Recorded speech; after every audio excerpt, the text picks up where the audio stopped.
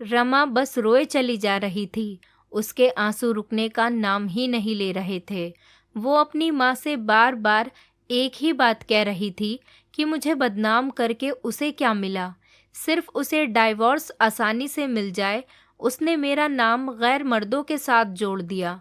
उसने मेरी जिंदगी नर्क बना दी। मेरे पति होते हुए खुद मुझ पर इल्ज़ाम लगा रहे हैं।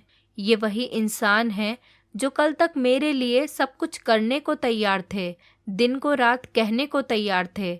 आज अपने अहंकार में मुझे नीचा दिखाने के लिए मुझे तलाक दे रहे हैं। मेरी गलती क्या है? अपने और अपनी बेटी के लिए आवाज़ उठाना। अब लोग भी मुझे अजीब नज़रों से देखते हैं, गंदी गंदी बातें करते हैं। रास्ते पर चलना मुश्किल हो गया है। दोस्तों ने भी मुझसे मुंह फेर लिया। बस कुछ ही हैं जो मुझे समझते हैं और मेरे साथ हैं। माँ, मेरे भाई बहन का साथ और बेटी का प्यार मेरा हौसला बढ़ाता है। मैंने भी फैसला कर लिया है। मैं लोगों के तानों से, बदनामी से नहीं डरूंगी, ना झुकूंगी और ना ही रुकूंगी। अपने आत्मसम्मान और हक के लिए बिना थके लड़ूंगी। मैं लड़ूंगी उस इंसान से जिसमें इंसानियत ही नहीं रही। और फिर शुरू हुए कोर्ट कचहरी के चक्कर, पैसों की और समय दोनों की बर्बादी। पर कोई दूसरा रास्ता नहीं दिख रहा था। सबसे बड़ा दुख रमा को उस वक्त लगता था जब उसका पति कोर्ट में सामने खड़े होकर गलत और गंदी बातें बोलता था। वो बहुत मायूस हो जाती थी। कभी कभी सब कुछ छोड़कर कहीं दूर भाग जाना चाहती थी, पर उसकी अंतरात्मा उसे झंझोड़ देती थी कि तुम ऐसे पीछे नहीं हट सकती, तुम चुप नहीं रह सकती। और रमा फिर हिम्मत कर खड़ी हो जाती, अपने और अपनी बेटी के हक के लिए। सोचती, मैं मजबूत बनूंगी तभी बेटी को भी मजबूत बना पाऊंगी। जैसे जैसे कोर्ट में केस आगे बढ़ रहा था, रमा का आत्मविश्वास भी बढ़ता जा रहा था। रमा बेझिझक अपना काम करने लगी थी। उसे महसूस होने लगा था कि लोगों के सामने एक अच्छी शादीशुदा जिंदगी का दिखावा करना बहुत गलत था। अगर उसने कुछ लोगों को भी सही बात बताई होती, अपनी परेशानियां बताई होती, तो आज ये दिन न देखना पड़ता। लोग उसकी मुश्किलों को समझते। खैर, जो होना था हो गया, सोचकर रमा ने ठंडी सांस ली। अब वो खुलकर जिएगी अपनी जिंदगी। उधर रमा के पति को भी एहसास हो गया था। उसने रमा पर झूठे इल्जाम लगाकर मुसीबत मोल ले ली है। उसने तो सोचा था रमा जैसी समाज में एक अच्छी जिंदगी जीने का दिखावा करने वाली औरत मुंह बंद कर चुपचाप घर में बैठ जाएगी, पर हुआ सब कुछ उल्टा।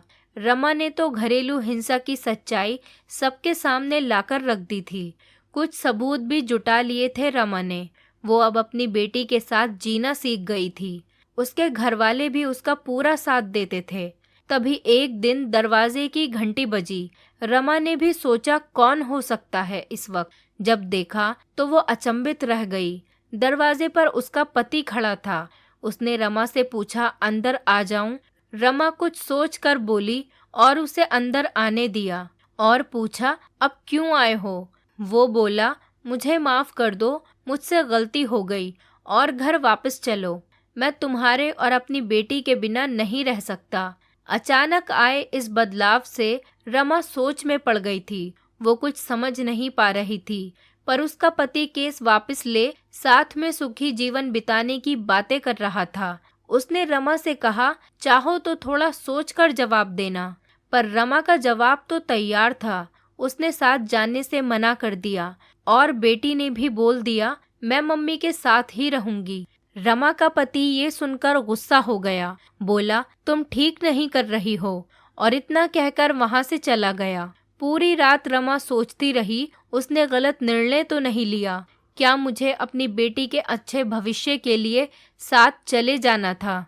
बेटी को माँ पापा दोनों मिल जाते। शायद सच में उसकी सोच बदल गई हो। सोचते सोचते सुबह हो गई। सभी घरवाले भी सोच में थे कि क्या किया जाए। इंसान बदल भी तो सकता है, पर सबने समझदारी दिखाई और कुछ दिन इंतजार करने का सोचा। तभी केस की तारीख भी आ गई। रमा ने सोचा था कि आज वो पति के व्यवहार से पक्का निर्णय लेगी, और जो हुआ वो सोच से बाहर था। पति का वही रूप पाया। रमा आज भी अपने और अपनी बेटी के लिए लड़ रही है। बस एक बात सोचती है, उस दिन उसका पति बदला रूप लेकर घर क्यों आया था? क्या साथ जाना सही था या अपने हक के, अपने आत्मसम्मान के लिए लड़ना सही है? दोस्तों, आपकी क्या राय है? हमें कमेंट करके ज़रूर बताएं। क्या रमा ने ठीक किया या फिर उसे पति के साथ चले जाना चाहिए था? उम्मीद करती हूँ आपको हमारी कहानी पसंद आई होगी। अगर आपको हमारी कहानी पसंद आई है तो वीडियो को लाइक करें, चैनल पर नए हैं तो चैनल को सब्सक्राइब करें और हाँ, नोटिफिकेशन बेल को ज़रूर दबाएं ताकि अगली अपडेट सबसे पहले आपको मिले।